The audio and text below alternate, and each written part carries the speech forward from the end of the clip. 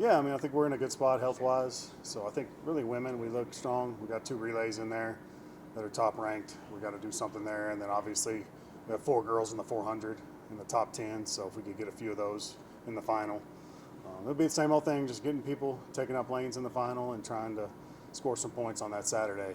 Guys, we got some experienced guys with Isaac and James, Jerry Jackba, those sprinters.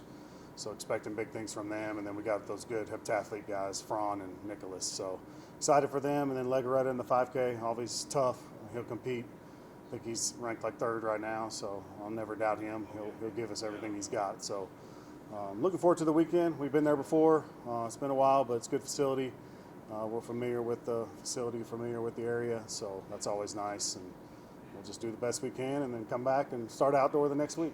Yeah, you are taking in 8 female athletes that are competing in at least 2 events. You have kind of heavy hitters that can get it done all around. Does that make you feel a little bit more confident about where you guys can place this weekend? Yeah, I think we're confident. I think we're confident in the sprints because we compete on bank tracks all the time. We're not going to a 300-meter track, so we have that kind of advantage where we're going to a bank track. We're used to that. And then we've got, like you said, experience with Abigail and some of our distance runners as well that have done really well at national meets, and then the sprint crew as well. So it'll be fun. Looking forward to it, and hopefully we can come back with some hardware and some national champions. And I know they'll compete to the best of their ability. They're a great group, and we're looking forward to the week. When will you guys fly out? Tomorrow. Long week. Long week. When you think about the events, I know you kind of touched on it last week. When you think about the events that these athletes are running in, I know some of them might have qualified for 3-4 events. What was the process of saying, we think you should do this one versus this one? What did that really look like?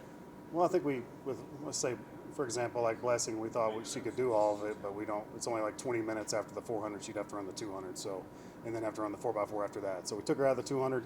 We just don't want to get greedy, and then we've also got an outdoor season to prepare for, so we want to make sure we don't put too much on her.